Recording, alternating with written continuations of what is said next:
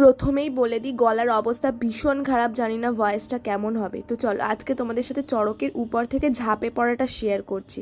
এই যে এখানে মূল সন্ন্যাস বটিটা নিয়ে যাচ্ছে, আর সব সন্ন্যাসীর বেতের লাঠিটা ঠেকিয়ে রেখেছে, এটাও একটা নিয়ম।